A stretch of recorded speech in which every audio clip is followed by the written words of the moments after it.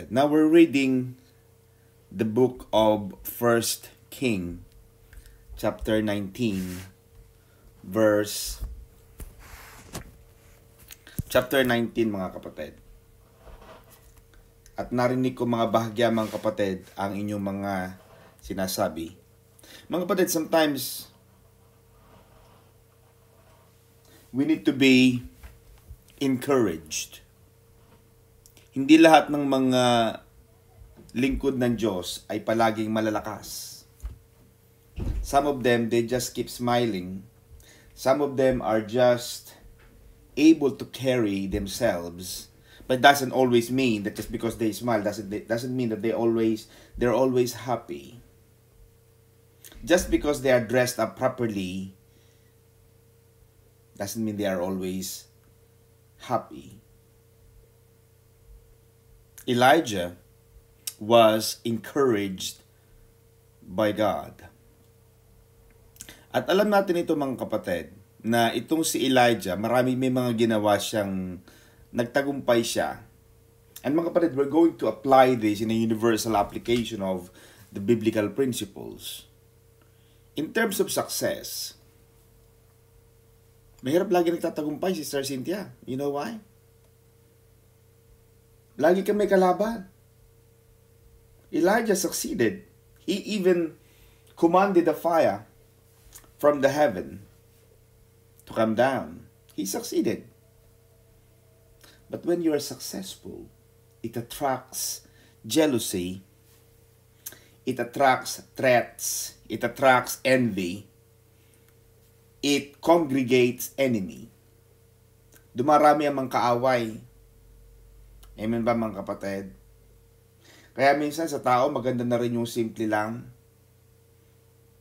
Huwag yung sobrang sikat na sikat.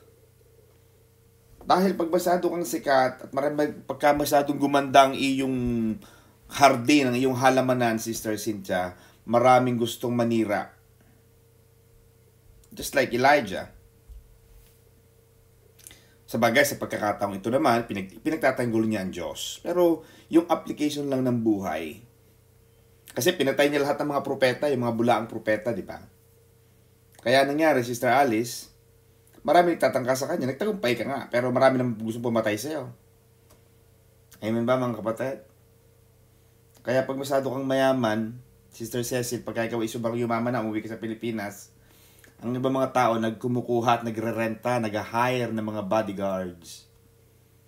Pupunta ka na Mindanao, Sister Cynthia, kasama si Brother Colin Richmond, get a bodyguard. Yun ang mahirap.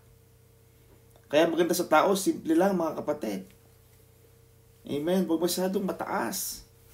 Amen ba? Kasi parang hindi mo kailangan ng ganyan. Nakakapamasal ka sa mga malls. Pagka may mga bodyguard ka na, wala ka ng privacy. Mahirap din. Ito nangyari kay Elijah. Then mga kapatid, jumping on to, and he was the man of God. He was the man, Sister Cecil. But he was running away, fleeing from an angry woman. Yeah? Kaya mga kapatid, kahit ano daw tapang ng isang lalaki, pero pag ang babae na ang nanakot dyan at ang gustong manakot, nako, manda ka. Nakakatakot din yung mga babae. Most of the time, yung mga babae pumapatay sa mga great leaders. I can't remember the name, pero ang pumatay dun sa isang leader ng isang Ammonita, isang babae. Be careful. Ang mga babae, yan ay sasabihin ng mga kalalakihan na mahina. Pero alam mong mahina, Sister Cecil? Sabi nga ni Fernando Po Jr., Sister Elma, kapag puno na ang salop, kailangan kalusin na. May mga akala mong mahina, pero ito ang, yung mga maliliit ang nakakapuwing. Yung mga maliliit ang minsan nakakasilat yan. Yung maliliit na mga butas, Sister Cecil. Yan minsan maliliit na mga butas ang pinanggagalingan ng tubig so that the water around the ship can make the ship so heavy and can make the ship sink deep down to the ocean. Elijah was a strong man of God. And he was running away from an angry woman. Kaya kayo mga kalalakihan, mga kapatid, tama sabi ni Pastor at ni Bishop Brother Matt. A happy wife is a happy life. Kapag ginalit mo ang asawa mo, mandakang bata ka. Amen ba mga kapatid? Kaya kailangan nating mahalin ang ating mga asawa, Brother Matt, Brother Jay. Yung mga kalalakihan niya, Brother Ben. Alam mo na pala na magagalit siya. Huwag mo nang gawin ang mga bagay na kinagagalit niya para hindi kayo nag-aaway. Tsaka tayo mga kalalakihan, dapat ginagawa talaga nating ang lahat ng gusto nila. Dapat dalawa lang palagi ang sagot mo, Brother Ben. Pag may pinapagawa si Sister Edna, yes, dear. Pag yes, dear ka palagi, Brother Colin, kay Sister Cynthia, yes, dear. Ay, di walang away. Anong oras ka uuwi? Yes, dear. Uuwi na ako, dear. Amen ba? Nasaan ka? Parating na ako, dear. Just wait for me, dear. Amen ba mga kapatid? And then he prayed that he might die. Elijah prayed. The mighty man of prayer. The prophet of God. He was very strong enough to make the rain. And the dew, yung mga hamog, to stop for 3.5 years. Napay-stop niya yun But sometimes mga kapatid, this time, Elijah was praying that he die. Sa sobrang hirap na ng buhay, sa sobrang nararanasan niya mga pagsubok, kaya lagi nating ipagpupray ang ating mga tagapanguna, ang ating mga magulang, ang ating mga leaders, ang ating mga pinuno, boss, employers natin, mga kapatid, we have to pray for them.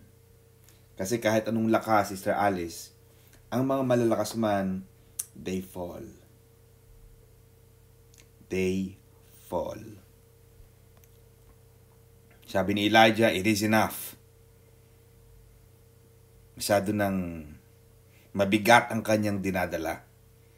Stressful, nakakapagod. Saka parang wala siyang accomplishment. Parang sa tingin niya, akala ko ba napababa ko na yung apoy, napatigil ko na yung mga hamog na lumabas sa loob ng 3 taon at kalahati. Pero parang sa piling niya, walang nangyari sa kanyang ginawa. So parang useless ang tingin niya sa sarili niya. Pero but is it true na useless tayo? Alam mo ba, Sister Cecil, na lahat ng ginagawa natin sa Diyos, yan ay hindi nawawala ng kabuluhan. Hindi nawawala. Kita ng Diyos ang lahat ng ating ginagawa. Alam ng Diyos ang ating mga pagsisikap. Amen ba mga kapatid? Wala man tayong bayad, wala man tayong thank you sa mga pastor. Minsan hindi nakikita ni Pastor Don yan. Hindi nakikita ng ating mga pastoral staff. Pero meron bang pagkakataon, Sister Cecil, na hindi nakatingin ang Diyos, nakatunghay ang Diyos at nakikita ang lahat ng ating mga ginagawa? May nakakalampas ba sa paningin ng Diyos? Di ba wala? So whatever you do, sabi ng Bible, Sister Cecil, do it for the glory of God. Kaya itong kay Elijah, mali siya sa tapat na ito. Then mga kapatid, sa verse 5 to 8 ng chapter 19, 1 Kings, then as he lay and slept under a broom tree, suddenly an angel touched him. And he said to him, arise and eat. Then he looked, and there by his head was a cake baked on coals and a jar of water. So Diyos ang nag-provide, Sister Cecil. Nagluto ang Panginoon, pinagluto siya ng tinapay, ng cake, at pinaghanda siya ng tubig. So he ate and drank and lay down again. And the angel of the Lord came back to the second time and touched him and said, arise and eat, because the journey is too great for you. You see mga kapatid, may mga tao na, at ito mga kapatid, pagmasdan nyo, pag gutom kayo, iba ang desisyon nyo sa buhay. Napanood mo yung patalastas, Sister Alice, na ano yata yun was it Snickers sa UK? Sa Snickers yun Yung habang kinakain niya yung Snickers, sabi niya, you are a different man when you are hungry. Kaya yung mga nag-LCIF dyan, nagda-diet palagi, kita nyo magagalitin kayo. Kasi gutom kayo palagi. Tamo si Sister Arlene, hindi siya nagagalit. Si Sister Arlene, hindi siya magagalitin. Alam mo kung bakit, Brother Matt? Laging busog si Sister Arlene. At pag busog si Sister Ami, hindi talaga magagalitin. Pero pag gutom ka, nako, isang konti mo pa lang, tatamaan ka sa akin. O, di ba? Kaya mga kapatid, minsan ang gamot lang sa mga taong depressed, yung mga nawawalan ng pag-asa, kumain lang. Pagkain. Lagyan mo lang ng pagkain. Matulog na maayos. Yung mga puyat, nako, mahirap palabanan yung mga puyat. Yung walang tulog, di ba? Yung walang tulog, pagod, gutom, ay nako, huwag kang hara-hara dyan, makakatikim ka ng mag-asawang sampal at sampiga. Amen ba mga kapatid? Itong si Elijah, tama ang hinanda sa kanya ng Panginoon, pagkain lang. Nadidepress, sabi niya, wala na itong ginagawa kong mga kukwenta-kwentang bagay na to. Pinatulog sa ng Diyos, pinakain, pinainom, okay na uli siya. Could it be na ganun lang? Minsan ang problema ng tao, pagkain at inumin lang. Iba tayo pag gutom. Kaya pagka mag-uusap kayo, tama mga Pilipino, kaya Pilipino magandang ka-deal sa business. Ang Pilipino laging kainan. Pagka mag-usap tayo, sa tayo mag-usap. Ano tayo sa ganung lugar, sa restaurant, kakain agad. Yun ang ating pastime. Sa UK, ibang pastime nila, manonood sila ng mga theater, mga play. Sa Pilipino, hindi. Restaurant ang meeting place. Laging kumakain. Amen ba mga kapatid? Iba tayo pagka kumakain. Kaya pag ikaw ay may decision gagawin, kailangan busog ka. Sabi nila, Sister Cynthia, pag ikaw daw ay pumunta ng supermarket, sabol, meron ka mamimili ka. Huwag kang pupunta, Sister Alice, sa supermarket nang gutom ka. Bakit? According to research and survey and experiment and studies, mas maraming nabibili ang gutom sa taong busog. So bago ka mamalengke sa Morrison o sa Tesco, kumain ka muna. Pagdating mo sa Morrison, ay, busog pa ako eh. Pero tama, pagkagutom ka, ang dami mo nabibili. Parang pili mo, kaya mo kainin ang buong laman ng buong Tesco. Kasi gutom ka eh, lahat gusto mong bilhin. Amen ba? Kaya dala mong 50 pounds, wala kang nabili kasi ang dami-dami mong nabili. Kasi gutom ka eh. Iba ang tao, Brother Matt, kapag gutom. Pagka depressed, kayo mga depressed, tama, kumakain yan, dapat ng chocolate. Yung mga depressed na tao, mag-chocolate kayo, kumain kayo. Amen ba mga kapatid? Kasi mahirap ang depressed. At ang depression mga kapatid, yan ay nilalabanan. Huwag mo lagi nga sabing depressed ka. Depressed ka na nga eh. Sasabihin mo pang depressed ka, kailangan meron kang desisyon. Lalabanan mo ito. Pag dumarating na sa atin yung parang panghihina, sabihin mo, bukas kaya ang kanta natin sa church, buhi, buhi, buhi kailan paman ang si Jesus ay buhi, buhi kailan paman. Aawit tayo ng mga panggalatok, aawit tayo ng mga mekeni, aawit tayo ng Bisaya version. Mga kapatid, ganyan. Lalabanan natin yung kalungkutan. Amen ba? Pagka malungkot ka na, tapos gusto mo pang mapag-isa, kasi yung mga malulungkot, gusto nila nag-iisa. Yung mga malulungkot, gusto lagi niyan, a loner yan eh. Naku, nakalahat ng phone niya, yung mga Facebook niya, naka-deactivate, hindi mo matawagan, laging busy, patay ang phone. Naku, mag-iingat ka dyan, kaya kailangan pinupuntahan niya, pinakausap. At kayo naman mga kapatid, tayo na nalulungkot, huwag kayong palaging nalulungkot. Lalabanan mo yan, Panginoon. Ipadala mo sa akin ang espiritu ng mang-aaliw. Kaya kapatid, tamo tinawag ang Sister Alice, ang Holy Spirit tinawag na comforter. Nung umalis ang Panginoon, when He ascended to the heavens, ang sabi ng Panginoon, huwag kang mag-alala, sabi ng Panginoon, ipadadala ko sa inyo ang mang-aaliw. Yung comforter. Kasi umalis na siya eh. Wala na yung King Jesus na kasama nila Peter, James, and John. He went to the heavens. Pero ang ipinadala ng Panginoon sa atin mga kapatid, Sister Elaine, ay ang salita ng Diyos. Nagpadala siya ng Biblia. Iniwanan niya ang salita ng Diyos. Ipinadala niya sa atin ng Holy Spirit to comfort us. Amen ba mga kapatid? Huwag kayong magpapatalo sa lungkot. Huwag kayong magpapatalo sa lungkot. Ang lungkot, mga kapatid, ay nilalabanan. Amen ba? Kumain kayo. Maghanap ng mga kaibigan, magtatawag. At kayo naman, mga kapatid, na tinatawagan, makipag-usap kayo. Anong problema mo, kapatid? Anong may tutulong ko sa'yo? Ganun. Magkaroon tayo ng panahon sa ating kapwa.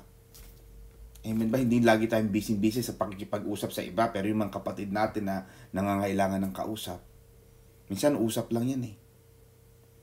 Kaya yung depression, minsan lagi yang gusto nag-iisa, laging gusto niyan madilim, laging gusto niyan kung ano-ano mga pinapakinggan. Kasi magiging high breeding ground na siya ng diablo eh. Madidepress na, may stress na, tapos magkakaroon na yan ng parang mga suicidal thoughts, suicidal tendency. Mga kapatid, I'm praying tonight, Lord, that you will break the yoke of suicidal tendencies. You will break the yoke of depression in Jesus' name. Panginoon, amin pong tinatalian at winawakasan, Panginoon, ang espiritu ng depresyon. Winawakasan namin, Panginoon, ang stronghold of satanic forces, of the demonic forces against my brethren, against the people, the church, the body of Christ. Panginoon, ikaw po ang aming Diyos na magpapalaya. Ikaw po ang magbibigay ng kaligayahan, ng kagalakan sa bawat isa sa amin. The joy of the Lord is my strength. In Jesus' name. Amen, mga kapatid. Lalabanan natin yan. Lahat tayo may dinadalang problema. Lahat tayo, mga kapatid, ay kanya-kanya ng dala. Ganyan talaga. Pero sa mga pagdadala natin na yan, maganda kasama natin ng Diyos. So he ate and drank and lay down again. Natulog uli, kumain, uminom, natulog uli si Elijah. Naka-receive siya ng replenishment sa Panginoon. Alam mo, minsan yung pagtulog, magandang bagay din yan. Nakakatulog. Amen ba? Hindi yung may problema ka na nga, iinom ka pa. Pupunta ka pa ng FM, pupunta ka pa ng may bago doon bukas sa may Kilburn, Sister Ami. Yung parang FM yata, wala nang FM ngayon, ginawa nilang yung Coco Lounge ba yun? Meron na dyan mga nagpe-perform. Wala tayong makukuha dyan sa pag-iinom. Hindi mo masasagot ang problema, Sister Charmy, sa pakikipag-inuman sa iyong mga barkada. Ang problema, kapatid, hinaharap yan. Harapin mo ang problema na yan, kasama mo ang Panginoon. At sabi ng Panginoon, Sister Cecil, kapag kasama mo ako, lahat ng bagay ay posible. Amen. Lahat ng bagay ay kayang sagutin ng Diyos. Huwag mong daanin sa puyat, huwag mong daanin sa pag-iinom, sa pag-drugs. Amen ba? Walang sagot dyan kundi ang Panginoon lang. Na mga kapatid, magpapatuloy tayo. I have been very zealous for the Lord God of hosts. Nagprotesta si Elijah eh. Akala niya kasi, sabi niya, I have faithfully served you, and now look, Panginoon, matagal ako naglingkod siya, pero tingnan mo ngayon, mapapahamak ako. Parang sinisisi pa niya ang Diyos. Sabi pa niya, I alone am left, I'm the only one. Pero hindi naman totoo yun. Bakit? Nag-iwan ng Panginoon ng 7,000 more. Sabi ng Panginoon, I have reserved 7,000 more people na hindi sumamba kay Baal. So, hindi totoo. Yung sinasabi ni Elijah na nag-iisa na lang siyang sumasamba sa Diyos. Mga kapatid, hindi ka si Ninoy. Sabi ni Ninoy, hindi ka nag-iisa. Amen ba? Yun ang sinasabi ng Panginoon sa Sister Cecil. Biro mo yung akala ni Elijah na nag-iisa na lang siya, pero sa kanyang pananalig sa Panginoon, sa kanyang paglilingkod sa Diyos, yung kanyang mga pangangaral ay nagbunga ng 7,000 men. Kaya yung ating pangangaral na ito, akala mo wala nakikinig? Ang dami. Marami nakikinig dyan, mga kapatid. Kaya lahat ng ating mga ginagawa, ating mga preachings, yan ay aking inire-record. Amen ba, mga kapatid? Record nyo, mag-record din kayo. Mga kapatid, pasensya na kayo at ako ay inuubo. Pero walang makakahadlang sa ating paglilingkod sa Diyos, Sister Cecil. Ubo lang yan, malayo pa yan sa bituka. Na, mga kapatid, ito maganda kay Elijah. God reveals Himself to Elijah. You see, Sister Alice, you will never understood the power of God until you personally met Him. You will never understand the miracles from the lives of others until you yourself have experienced the truthfulness, the genuineness, the kindness, and the care, and the power of God in your life. Hindi mo maiintindihan yung sinasabi ko. Because ako, naramdaman ko ang Diyos eh. Nakita ko na sa buhay ko kung paano naging mabuti ang Panginoon sa aming buhay, sa aking buhay. Kaya ang ating paniniwala, mga kapatid, yung tinatawag nating doctrine o yung theology ng Maranatha, ikaw mismo maka-experience. Yes, makinig ka, pero hanapin mo ang Diyos in your own special way. Tanungin mo ang sarili mo. Makipag-usap ka sa Diyos. Panginoon, tama ba ito? Panginoon, gusto kitang makilala. Panginoon, gusto kitang makilala in a very special and unique way. Panginoon, magpakilala ka sa akin. Just like God revealed Himself to Elijah. And He said, go out and stand on the mountain before the Lord. And behold, the Lord passed by, and a great and strong wind tore into the mountains and broke the rocks in pieces before the Lord. Nahati ang mga bundok. Yung mga batong buhay nabasag before the Lord. But the Lord, Sister Cynthia, but the Lord was not in the wind. And after the wind, an earthquake. But the Lord was not in the earthquake. And after the earthquake, there was a fire. But the Lord was not in the fire. And after the fire, a still small voice. I would like to read that in Tagalog, mga kapatid. 11 to 12 ng verse 19.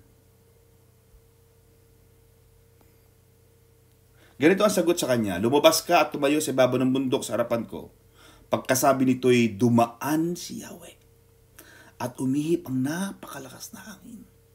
Sumabog ang bundok at nagkadurug-durug ang mga bato sa lakas ng hangin. Ngunit wala sa hangin si Yahweh.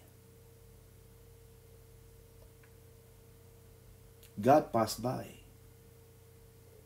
But God was not in the wind.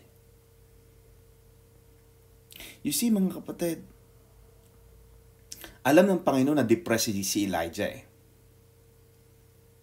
Kaya maganda sa mga depressed na tao, ini-encourage. Anak, kaya mo yan. Anak, mataas ang pagtitiwala ko sa iyo. Anak, naniniwala ako sa Panginoon. Anak, may tiwala ako sa iyo. Maaabot mo ang pangarap mo. Anak, naniniwala ako na magtatagumpay ka. Anak, naniniwala ako na ang buhay mo magiging ganito, magiging ganyan. We need to encourage our families, our friends, na mga nadidepress.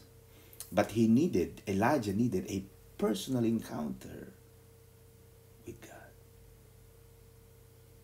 Personal encounter with God. Don't just attend here, mga kapatid. Huwag lang kayo mag-attend na ganitong Zoom. Tapos wala naman nangyayari. Ano pang kwenta nitong Zoom na ito? Wala naman palang nangyayari sa buhay mo eh. Pag may nagtanong ba sa'yo, kaya mo bang sagutin na nagkaroon ka na ng encounter sa Diyos? Nakita mo na ba ang Diyos talaga? Naramdaman mo na ba na mahal ka talaga ng Diyos? Or nakikinig ka lang? Simply because nandiyan namang kaibigan mo. Pero nagpakilala ang Diyos sa kanya. Behold, the Lord passed by. Pero ang ginawa ng Panginoon, Sister Cynthia, God brought His presence before Elijah. But God, first, He needed to show where He was not. Dumaan ang hangin, binasag ang bundok, but God was not there. Nagkaroon ng lindol, but God was not there. Nagkaroon ng fire, but He was not there. Kasi mga tao, Sister Cynthia, alam mo, Sister Cecil, ang tao palagi gusto nila spectacular eh. And the reason why the Israelites made a mistake, a gross error of judgment, because they were always looking for the magnificent, extravagant, spectacular coming of the Messiah. Na talagang dapat ganito ang kanilang thinking eh. Yung mindset nila dapat ganito eh. But God came in a very humble beginning. He was born in a manger. He was born along with the animals, with the with the shepherds. Ganun siya kagaling. Ganun siya kaswabe. At yun ang akala, si Elijah naghahanap siya ng dramatic manifestations of God. But God was not there. But God was in the small, tiny voice. Nandun pala ang Diyos sa isang bulong, sa isang tinig na napakaliit. He was there. Kaya minsan ang Diyos hindi lagi nandun sa malalaki. Huwag mo laging isipin na yung isip natin, Sister Arlene, parang iniisip mo na yung isip mo, yun talaga, ganun talaga ang gagawin ng Diyos. Maganda mag-expect. But sometimes God will change the tactics. God will change the dynamics of how things work just to defy you, just to humiliate you, and just to make you wrong. Kasi parang nakukuha mo ng gagawin ng Diyos, but hindi. Sabi ng Panginoon, Sister Alice, just as the heavens and the earth, as far as the earth and the heavens, the south to the north to the south, the east to the west, just as, ako yun, kung gano'ng kataas, kalayo ang distansya ng langit sa lupa, ng south to the north, ganyang kataas at kalayo ang aking mga pamamaraan. My ways, ang sabi ng Panginoon, my ways are above your ways. Yung kapamaraan na natin limited. Yung alam natin limited. Pero ang Panginoon nagpakilala kay Elijah in a very quiet whisper of a voice. Isang maliit na tinig. Nandoon pala ang Panginoon. Amen ba mga kapatid? Kaya wala makapaniwala na si Jesus Diyos. Kasi kung Diyos yan, dapat ganito eh. Kasi may expectation lagi tayo. Pero tayo ba ang Diyos? Kilala ba natin ang Diyos? Mas magaling pa ba tayo sa Diyos? And after this ministry, God gives Elijah work to do. Mga kapatid, lalampas ako ng time. So it was when Elijah heard it, he wrapped his face in a mantle and stood in the entrance of the cave. Suddenly a voice came to him and said to him, "What are you doing here, Elijah?" And he said, "I have been very zealous for the Lord God of hosts, because the children of Israel have forsaken your covenant, torn down your altars, and killed your prophets with the sword. I am the only one left, and they seek to take my life." Then the Lord said to him, "Go, return on your way to the wilderness of Damascus, and when you arrive, anoint Hazael as king over Syria." Pinabalik ng Panginoon. Kasi masyado ng emotional itong si Elijah. But God wanted him to stop looking at himself. Looking to himself as in very, very down. Masyado siyang down. Masyado siyang nakatingin sa kanyang emosyon, sa kanyang sariling mga struggles. But God wanted him to get on of the ministry na ibinigay sa kanya ng Panginoon. Kaya yung mga tagapagturo, akala mo ba yung nakatayo sa unahan? Hindi laging pag tumatayo sa unahan, laging walang problema. But Sister Charmy, the show must go on. The show must go on. Meron ka man daladalahin sa iyong mga problema, na iyong mga dalahin sa iyong buhay. But once you are standing on the presence of the Lord, once you are performing the task for God, for the King, you have to forget. You have to forget. Ang ano sabi ni Apostol Pablo? One thing I do, I forget what lies behind, and pursue the goals in advance of me. Kinakalimutan ko ang mga nakaraan. Ano man ang nangyayari, ano man ang kabigatan ko, yes, I have it. But just as Jesus said, if you want to follow me, pick up your cross. Kuhanin mo yung mga kabigatan because the cross was a symbol of death, was a symbol of pain, was a symbol of hardship. Jesus said, pick them up, carry it, and follow me. Yan ang gusto ng Diyos. Hindi yung Sumusunod ka sa Diyos kasi wala kang problema ngayon. Pero bukas, pagka problema ka uli, stop ka muna. Balik muna ako, Panginoon. Stop muna ako. Pahinga muna ako. Hindi ganun eh. Ito ang sabi ng Panginoon kay Elijah. Iniba ng Panginoon ang kanyang mindset. Yes, I know, sabi ng Panginoon kay Elijah, I know what's happening to you. I'm God. But God said, go, anoint Hazael as king over Syria. He needed to get on with what God wanted him to do. Papatuloy pang kapatid. Kaya yung mga pastor natin, mga kapatid, lagi nyo ipapanalangin yan. Mga leaders natin, mahirap ang leaders. Kasi Presidente Duterte, gusto magpakamatay. Sabi niya, ano pang mapapala ko rito? Lahat nangyari sa buhay ko. Kaya sabi ni Jomar Binay, pag naging presidente ka, Sister Arlene, di ba tatakbo kang governor? Si governor natin. Sister Arlene, pagka naging gov ka na, di ba gov ka na, siyempre hindi ka mananatiling governor. Tatakbo ka siguro niya, Congress naman, o kaya Senate. Sabi ni Jomar Binay, pag nagtumakbo kang presidente o sa public office, pati wakal, suicidal, mahirap ang leader. Mga kapatid, bakit mo ilalagay ang sarili mo sa ganyang problema? Sa bagay, kung talagang gusto mo, sige. Pero mga kapatid, sinasabi lang dito na mahirap ang mga leader. Kagaya ni Elijah. Also, you shall anoint Jehu, the son of Nimshi, as king over Israel. So, pinanoint ang Panginoon kay Elijah, si Hazael na king ng Syria, and then si Jehu upang maging hari ng Israel. And Elisha, the son of Shaphat of Avel Meholah, you shall anoint as prophet in your place. You see? May mga pinagawa na ang Diyos kay Elijah. Rather than mag-focus sa kanya mga problema, ang sabi ng Panginoon, dami-daming gagawin, sige na. Alam ko na nangyayari sa buhay mo, pero sige, keep doing what I ask you to do. Amen, mga kapatid? Pinadami ng Panginoon ang mga gawain ni Elijah.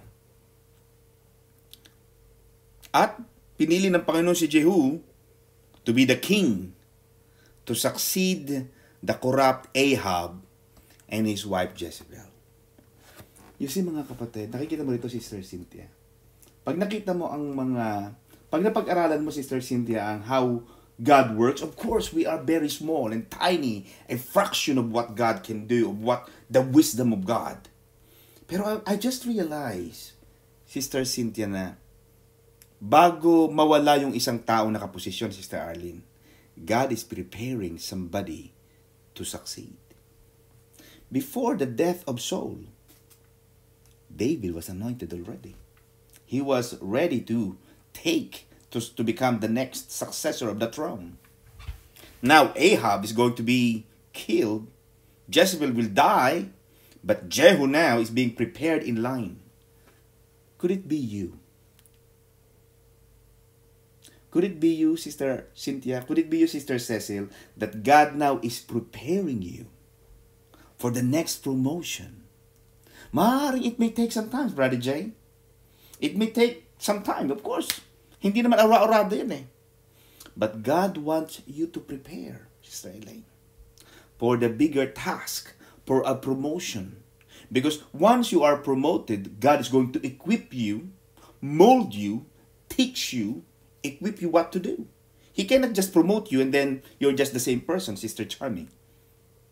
For you to become the manager or the general manager, you have to have that qualities and characteristic and traits and nature of a true manager.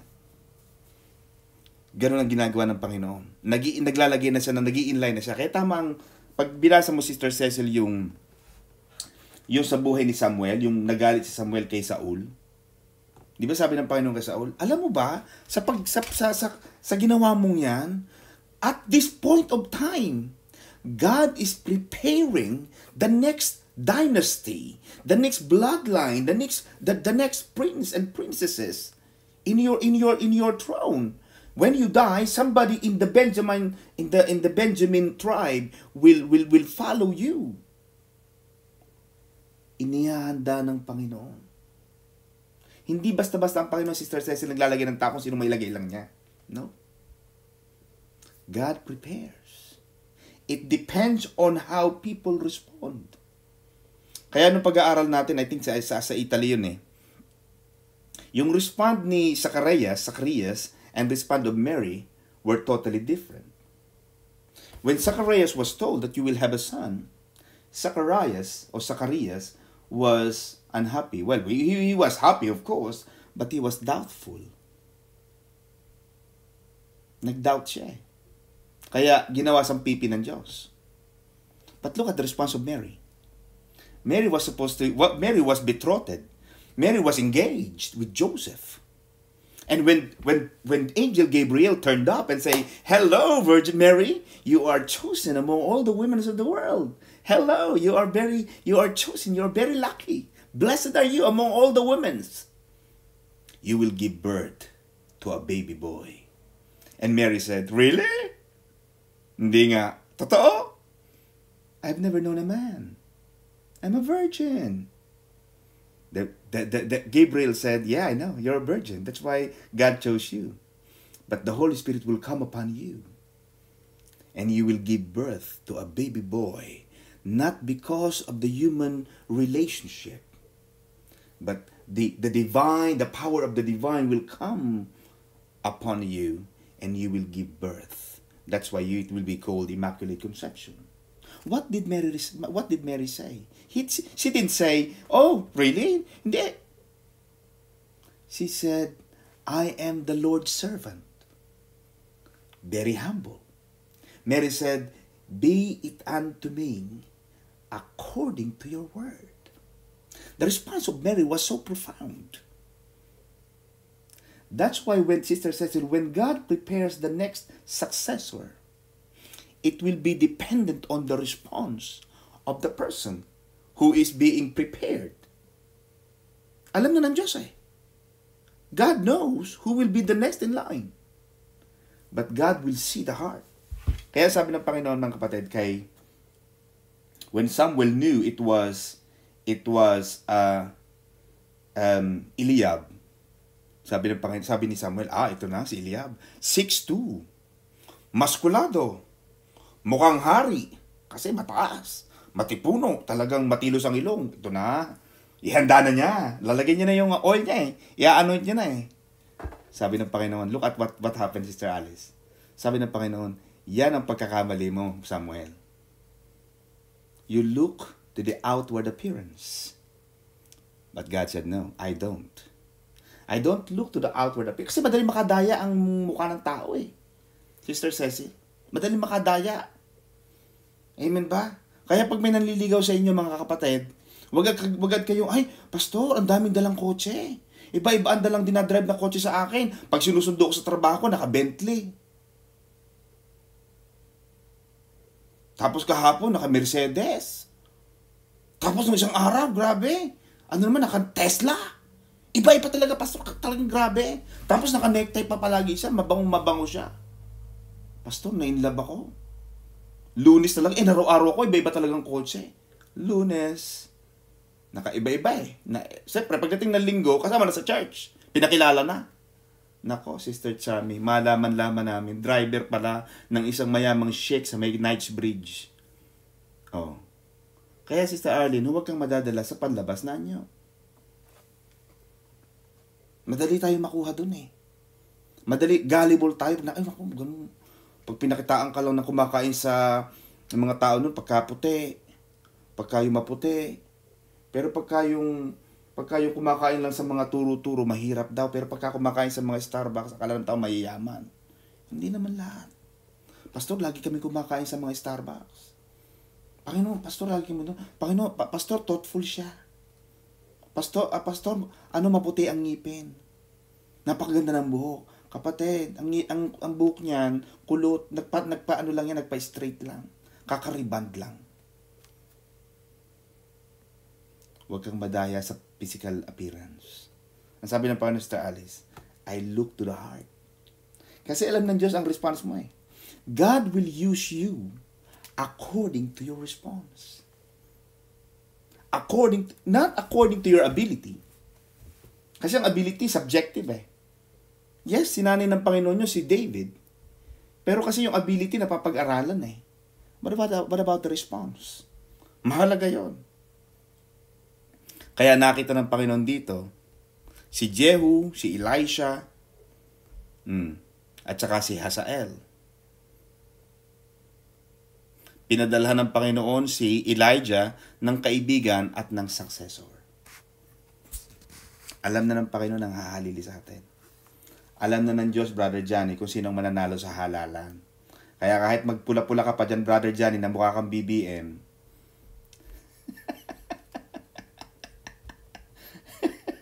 I mean, ito namang sina Sister Edna at Brother Ben Umaya, mukha namang, Sister Edna, wala nang dilawan, think na sila. Nag-iba na sila ng kulay. Okay, mga kapatid. Alam na ng Diyos. Written na. Scripted. Alam na ng Diyos kung sino susunod. Amen ba? Napanood na ng Diyos ang ending. Tayo, hindi pa natin napapanood ang buong pelikula ng halalan May 2022. But God knows in advance. Amen ba? Kaya kahit mag-away-away tayo, alam ba natin ang dulo ng ating buhay? Ipagkatiwala mo na lang sa Diyos. Amen? Ano pa sabi dito mga kapatid? Elijah needed a hope. Kasi alam ni Elijah na pag namatay siya, parang wala nang susunod eh. Yung kasi ang mahirap sa mga magulang. Kaya dapat sa mga magulang, kayong mga, alam niyo mga kapatid, for this week, I was doing my final, yung tawag naming professional skills course. At tinuruan kami sa law school on how to invest money. You know. Kaya kayo kung may konting pera, dapat tinuturuan yung mga anak yung magsikap, paano mag-ipon, paramihin, i-multiply ang pera. Kasi baka pag namatay tayo, yes, masipag tayo, pero yung mga anak natin ba masipag, masinop? Kaya ba nilang i-multiply ang ating mga kayamanan? Kaya ba nilang paramihin, payabungin, pagyamanin ang ating mga konting naipon? Kailangan may successor. Ano ang sabi, Sister Cecil? A success is a failure without successor. A success is a failure without successor. Yes, Elijah could be successful, but without a successor. Kaya tama sabi ni President Duterte, kailangan may magtuloy. Yun ang sabi niya.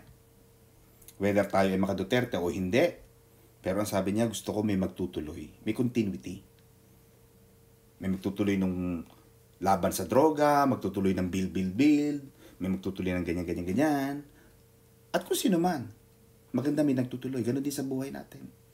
May nagtutuloy ng ating ministry. Dati kang mga awit, yung anak mo, paawitin mo. Ako, mga kapatid, yung anak ko, tinitrain ko na maging pastor. Kasi ayaw nating mawala ang ating line. Ganon si Elijah, ganon ang takot niya. Pero pinadalan siya ng Panginoon ng kaibigan at ng successor sa buhay ni Elisha. At mga kapatid, ito pa ang sabi, yet I have reserved 7,000 in Israel, all whose knees have not vowed to Baal. So this was the final encouragement to Elijah. Kasi nagreklamo siya eh, Sister Cecil. Sabi niya, Panginoon, isa na lang ako natitira, no? Parang may nanaginip sa simbahan sa church. Pastor, mag-iisa ka na lang sa church. Napanaginip ako, nag-iisa ka na lang sa church. Sabi ko, nag-iisa ako sa church. Kaya minsan naman nag-iisa talaga ako sa church. Kasi pag nakaalis na kayo mga kapatid, natutulog na kayo, alas 11 na ng ating gabi, nandun pa si Pastor doon, may mga inaasikaso pa. Kaya pasensya na rin kayo mga kapatid. Kaya sabi ng Panginoon, hindi ka nag-iisa. May nakareserbang 7,000. Amen ba mga kapatid? 7,000 ang nakatira na hindi pa lumuhod at sumasamba kay Baal. At ito mga kapatid, according to Bible experts, ito ay bunga ng pangangaral ni Elijah. Kaya sa pangangaral niya mga kapatid, sa takdang panahon, tutubo yan. Amen? Ano pa mga kapatid na pwede nating matutunan dito?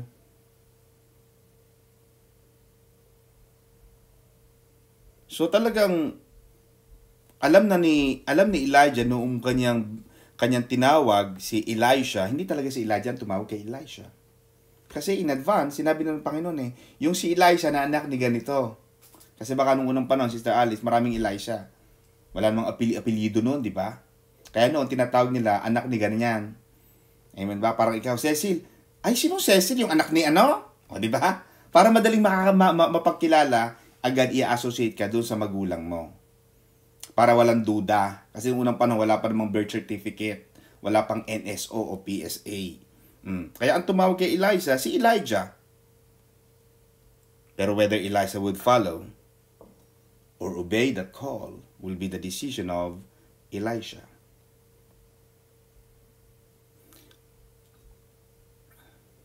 Maaaring sinasabi mga kapatid na mayaman itong si Elisha. Kasi marami siyang mga bakahan. He kept 12 yoke of oxen to till the ground. Meron siyang 12 baka. Noong unang panahon, may mga bakahan ka, mayaman ka. Amen ba? At kung talagang iniwan ni Elisha ang kanyang mga ari-arian para sumunod kay Elijah, malaking kawalan. Kaya mahirap sumunod sa Diyos. Amen ba? Ay, late na naman si pastor. Ikaw kaya magturo ng lahat ng araw-araw, magturo ka dyan. Amen ba? Lahat ng bangko mo na sa utak mo, nailalabas mo na dyan, araw-araw ng buhay natin. Amen ba? Mahirap maglingkod sa Diyos. Kaya kung kayo mga kapatid ay seasonal Christians lang, tama na itong Zoom. Pero yung pangarapin pang magpastor at mangaral, naku kapatid, malaking abala. Malaking kaabalahan. Pero alam mo, maganda Sister Cecil, kahit malaking kaabalahan, para sa amin na naglilingkod sa Diyos, malaking kaligayahan sa amin. Na matuto kayo. At yun ang pinakagusto ko. Ang pinakagusto namin ni Pastor Saldi, ni Bisat, ni Pastora, ni Pastora Madeline, ni Pastor Paul, Pastor Alvin, or whoever, ni Pastor Lowell, ang gusto namin matuto kayo. Para tayong mga magulang. Ang pinakamasarap na damdamin ng isang magulang, Sister Cecil, ay ang makita natin ng ating mga anak na natututo. Na pumipili ng tamang desisyon sa buhay. Mga kapatid, isang chapter na lang tayo, tapos na natin itong chapter 20. Na mga kapatid, this was about the life of Ben-Hadad, who came against Samaria. Do not forget that Hazael was anointed by Elijah to become the next king of Syria. Na mga kapatid, Ben-Hadad said, "Your silver and gold are mine. Your loveliest wives and children are mine." Ben-Hadad, the king of Syria. And the king of Israel, Ahab, said, "My lord, O king, just as you say, I and all that I have are yours." Sobrang takot ni Ahab kay Haring Ben-Hadad. Kaya sabi niya, lahat ng meron ako, sa'yo na. Amen ba? Natakot si Ahab eh. Ahab was so scared. Because Ben-Hadad, the king of Syria, was with 32 kings. Kasama niya ang 32 mga hari ng iba't ibang mga kaharian. So Ahab surrendered unconditionally to Ben-Hadad. But Ahab believed the king of Samaria was not in a position to resist Ben-Hadad. Do not forget, Sister Alice, that Samaria was a part of Israel. Baka nagugulo tayo ha mga kapatid. At least alam lang natin na Samaria is also part of Israel. Bagamat magkalaban lagi yan, di ba? Yung mga Samaritano, di ba? Kaya nagkaroon ng good yung mga Samaritans na yan. So, walang laban si Ahab kasi napakaliit ng kanyang military force.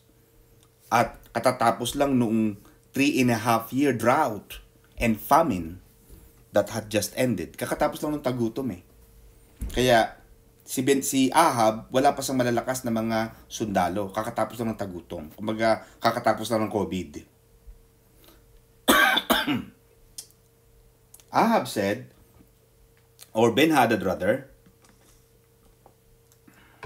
"They shall search your house and the houses of your servants." So mataas ang demand itong si Ben-Hadad. Lahat ng magaganda. Lahat ng mga asawa niya magaganda. Lahat. Pag nagustuhan ng mga tauhan ko, sabi ni Ben-Hadad, akin yan. Grabing pananakot. And then, the good thing about Ahab, humingi siya ng advice sa mga elders. The king of Israel called all the elders of the land. Kaya pag may mga problema kayo, sa halip na makipagkwentuhan ka sa mga bata at mga kasing edad mo, doon ka humingi ng gabay sa matatanda. Dapat ang friend mo, Sister Charmy, mga matatanda sa una. Yung mga twice ng edad mo, mga 70, 80 yan. Lola, ano po ang gagawin ko rito? Anong problema? Kasi po, Lola, nag-away po kami mag-asawa. Naku, alam mo na sasabihin ng mga Lola, naku anak, apo, magpapasensya ka. Talagang ganyan. Di ba? Iba ang gabay ng iba ang sagot ng mga bata. Sister Cecil, pag tinanong mo, mga kasing edad mo, bes, nag-away kami ng mister ko, naku, may papakilala ko sa halika. Tatay dun sa mag-inuman tayo. Iwanan mo na yan. Wala talagang kwenta yan. Once na babaero, forever babaero. Ganyan ang gabay nila. Kasi, ang isip nila, kasi ka pa rin ang isip mo. Doon nagkamali yung isang hari. Sino nga yun? Yung humingi siya ng gabay sa mga bata. Diba? Kaya sana, ito, si Ahab matalino eh. Checkmate na siya eh. Kaya ang alam niya, hihingi ako ng gabay sa mga elders. At yung mga elders, hindi, not necessarily matatanda. Kasi may matatanda, walang alam. Yung Sister Cecil, pag sinabing elders, yung mas marurunong sa'yo. Yung mas may alam sa'yo. Humingi ka ng mga professional experts guide. Amen ba? Counseled by his elders to resist. Sabi ng matatanda, hindi. Huwag kang, Ahab, hari ka ng Israel eh. Ano ka ba? Israel is the chosen nations of God. Pinili itong bansa ito ng Panginoon. Bakit ka susuko dyan sa hari niyan kay Ben-Hadad? Huwag kang sumuko. The elders of Israel rightly saw that such surrender to Ben-Hadad and the Syrians was the first step. Pag sumuko ka dyan sa hari niya ng Syria, sabi ng matatanda, ibinibigay mo na ang total sovereignty ng Israel sa bansa nila. Huwag. Kailangan lumaban tayo, sabi ng matatanda. Wise. Ano sabi ng Bible, Sister Alice? Many people fail because they lack counsel. They lack counsel. Babayaran mo ang karunungan ng marurunong. If you need to, you have to pay for the intellect. I always do that. I never, at saka hindi ako nakikibargain, ha? Hindi yung sample, magaling ka. Alam kong magaling ka. Sample, isa kang magaling na barrister or isa magaling ka na doktor. I'm not gonna challenge your fee. No. I even had a barrister who charged me 1,500 per hour. But because I know his intellect, I know his capacity, I know his power to win, I will pay that. Per hour? Yes, that's fine. Charge me. Binayaran ko yun. 1,500 per hour, ha? And it pays a lot. My tutor, Sister Cynthia, is being paid $150 per hour. Minsan $200 pa per hour. But throughout 2 to 3 years, lagi ako nagpapatutor ng 1-2 oras every day.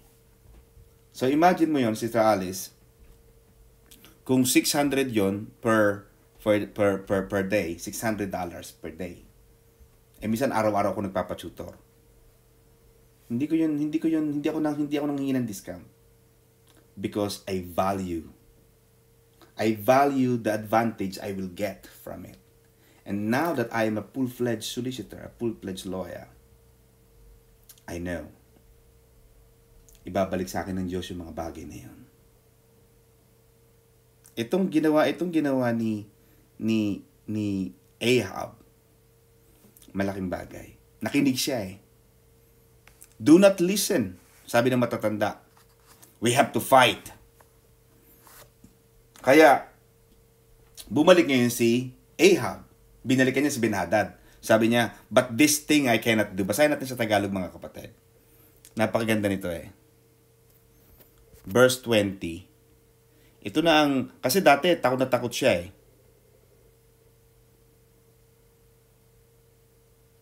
Sabi niya sa verse 4, sumagot ang hari ng Israel, masusunod po ang sabi ninyo, mahal kong hari at Panginoon, ako at ang lahat ng akin na ituring mong sa iyo. Ngunit bumalik kay Ahab ang mga sugo. At ganito naman ang sabi, ipinasasabi po ni Ben-Hadad na ibigay mo sa kanya ang iyong ginto, pilak, pati ang iyong mga asawa at anak. Tinipon ng hari ng Israel ang lahat ng matatandang pinuno sa kaharian at sinabi, so pagpipili ka ng advisor, Sister Cecil, hindi lang yung matatanda. Hahanap ka ng matatanda at pinuno.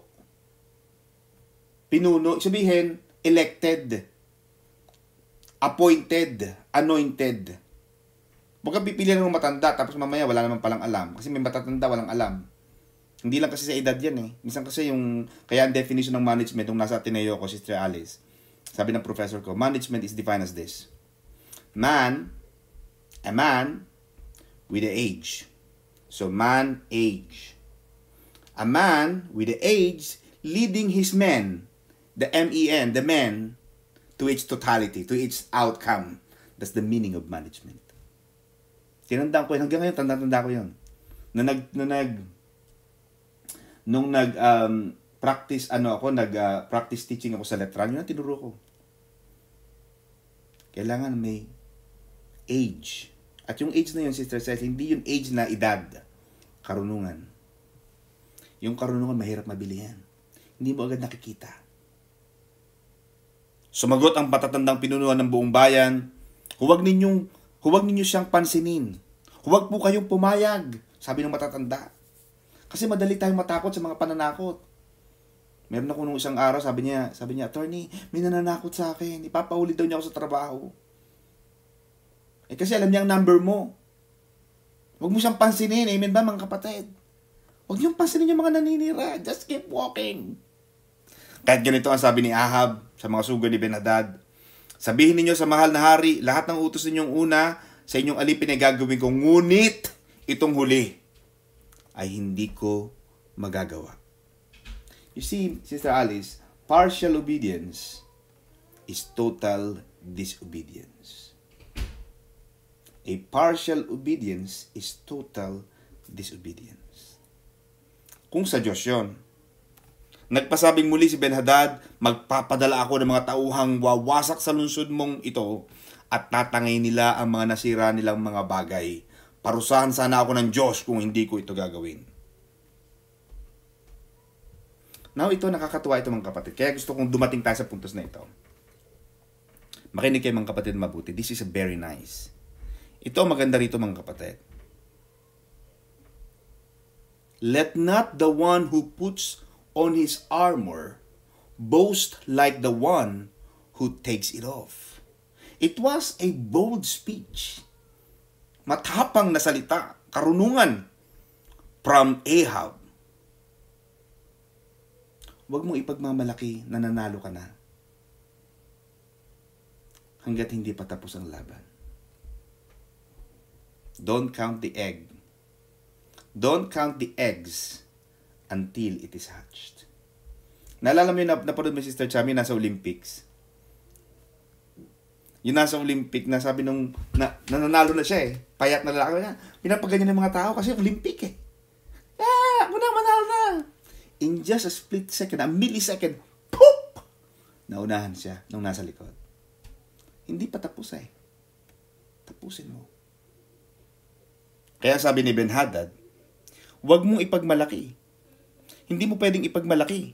Sumagot si Ahab, sabihin mo kay Haring Ben-Hadad na ang tunay na sundalo ay hindi nagyayabang hanggat hindi pa natatapos ang labanan.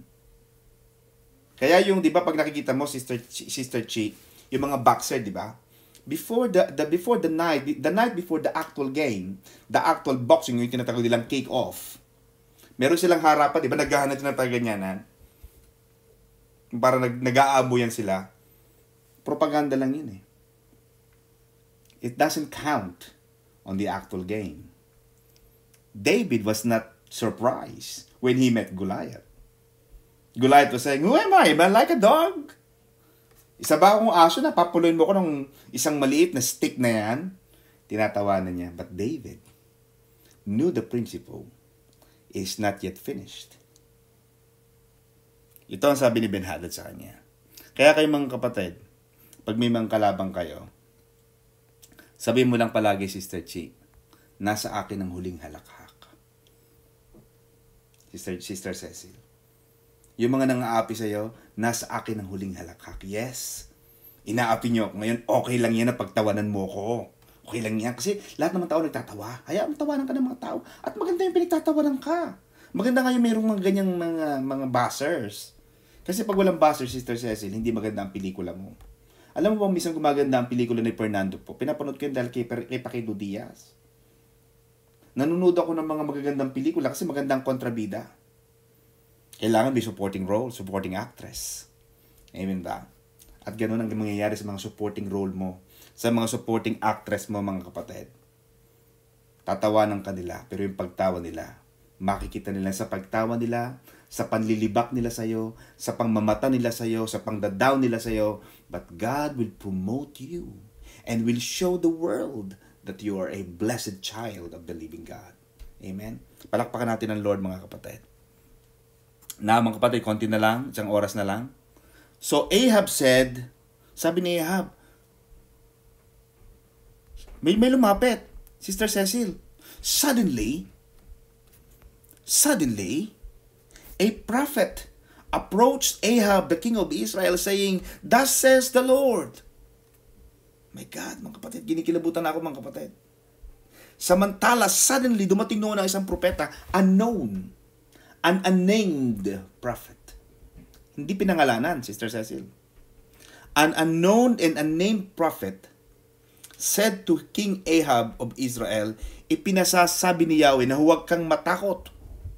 Alam natin si Ahab ay masamang tao, masamang hari.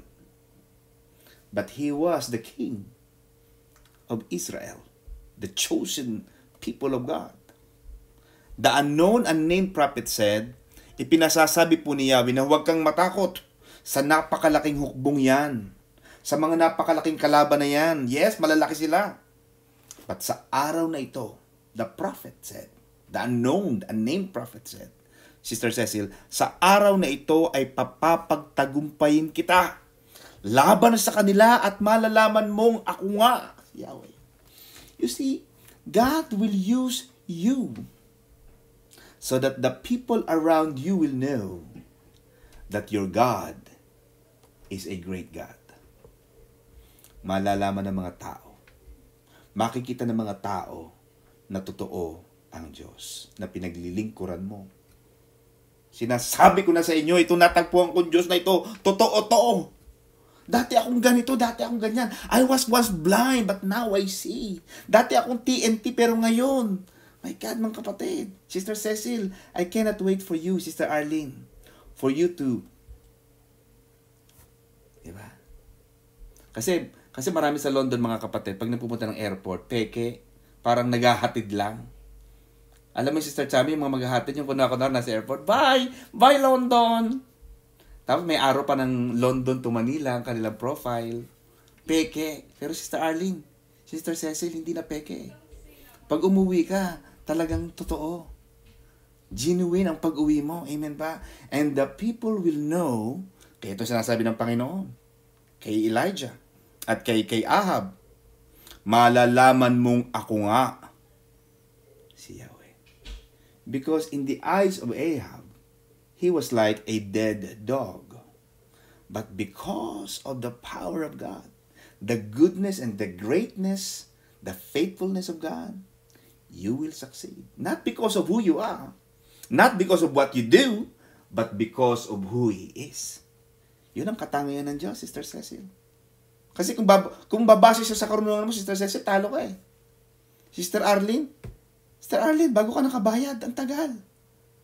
Kung titingin tayo sa utang, hindi pa nakakabayad. Pero gumawa ang Diyos ng paraan. Gagawa ang Diyos ng kapamaraanan. At mismo ikaw, mamamangha ka. Paano nangyari ang mga bagay na ito? Kaya I want you to remember the voice and the response of Mary. Be it unto me according to your word. Mangyari ang lahat ng ayon sa iyong sinabi. Ganun ang response ni Mary. Amen ba, mga kapatid? Burin mo, na si Ahab na napakasamang tao, Pero pinagtagumpay siya ng Panginoon. Sabi niya, "Thus says the Lord, have you seen all this great multitude? Behold, I will deliver you into your hand today, and you shall know that I am the Lord." It was God who was speaking in the mouthpiece of a prophet. Mapapansin mo na ang nagsasalita ay ang propeta. But mapapansin mo, Sister Alice, if you understand the first and the second and the third pronoun, when I say, I said this, it means that I myself is saying this, Sister Alice. That's a first noun, first pronoun.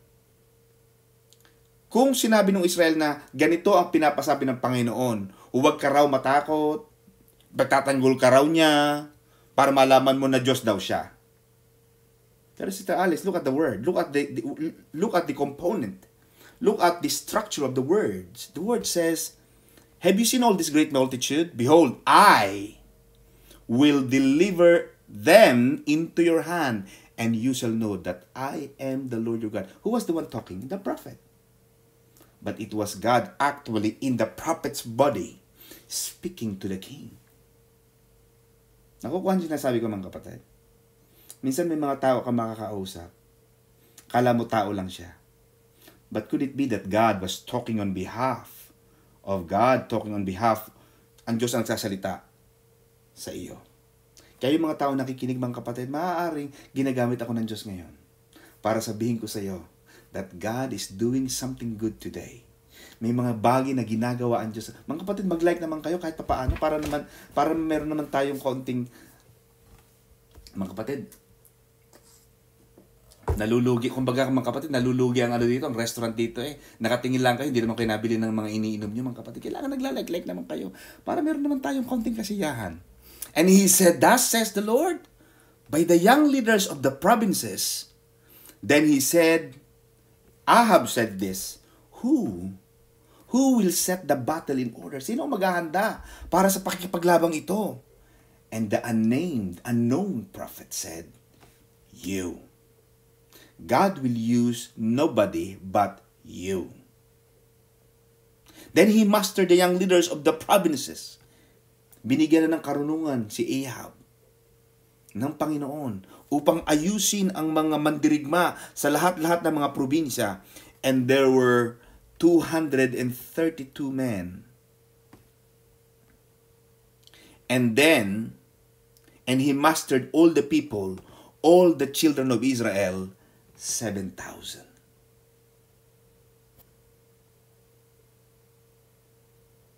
It was interesting, Sister Alice. Where is Elijah? Where is Elisha? Some Bible experts believe that unknown, unnamed prophet was either Elisha or Elijah. Pagdating natin sa langit, Sister Elaine, tanungin natin si Brother Elijah. Brother Elijah, ikaw ba yung nasa 1 King chapter 20? Tanungin natin. Ayun, tama kapatid. Maganda ang pangako ng Panginoon You shall know that I am the Lord.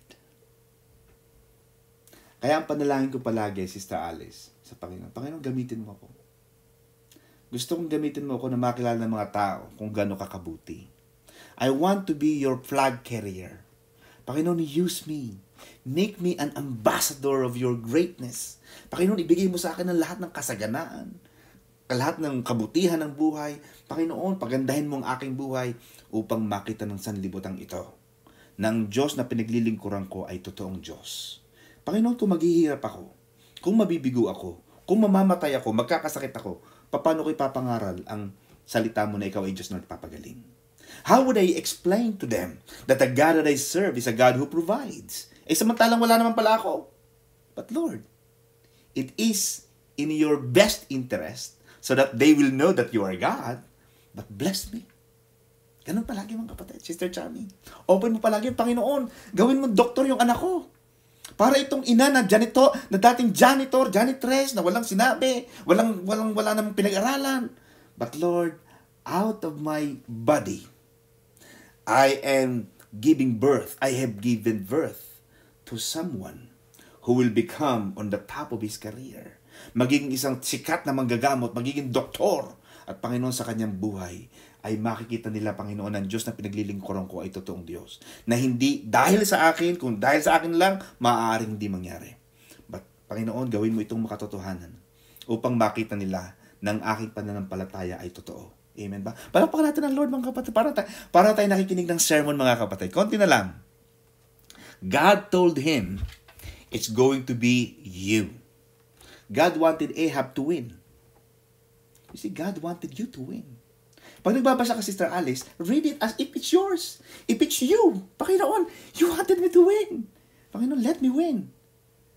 Panginoon, papasahin mo ako ng bar exam. Panginoon, pag bumagsak ako, paano ko ipapangaral na ikaw ay Diyos? Panginoon, I want to be your flag carrier. Panginoon, use me so that the people who know me will know that you are with me. Kasi Panginoon, kung nangangaral ako tapos bigo ako, baka manghina ako. Panginoon, gamitin mo ako para yung mga taong pangangaralan ko lumakas. Yung mga taong nawawala ng pag-asa, lumakas. Magkaroon ng pag-asa. Bumalik. Manampalataya sa iyo. Because God wanted you to win. Minsan kasi, lagi natin sinasabi na Ahab was a bad man, a bad king. But sometimes, gagamitin ng Diyos ang lahat ng bagay. Ano sabi, Sister Chi? All things work together for good. Lahat ng bagay ay gagamitin ng Diyos para sa kabubuti. God can use the good stuff. God can use the bad stuff. Kaya ano sabi, Sister Chani? Ang pag-iyak ay magtatagal ng magdamag. God did not say, I will remove the problem out of your life. Hindi sinabi ng Diyos na hindi ka iiyak. But the Bible say, magtatagal siya ng magdamag, Sister Cynthia. So, ibig sabihin, inaalaw ng Diyos ang pag-iyak. Kasi kung hindi niya inaalaw, pwede niyang alisin na lang yun eh. But the fact that God allowed it, pero sabi ng Diyos ganito, Sister Cecil, tears will endure through the night, but joy comes in the morning. Ang pag-iyak ay magtatagal ng magdamag. You have to cry if you need to. But do not forget that the morning is coming. And when the morning comes, Sister Cynthia, you will experience joy. Magkakaroon ka ng kagalakan. Yun ang gagamitin ng Panginoon eh. Kaya yung mga nangyayari sa atin, mga kapatid ko, may ginagawang paraan ng Panginoon dyan. May paraan ang Panginoon dyan. God will use the problem. God will use your struggles sa mas magandang paraan. And later on, you will realize, salamat Panginoon sa mga problema. Salamat Panginoon sa mga dalahin ng buhay. Kasi Panginoon, kung di ako nagka-problema, baka hindi kita nakilala sa mas malalim na kapamaraanan. God wants you to know Him in a deeper meaning. Hindi lang yung kilala mong Diyos. God doesn't want you to just believe Him.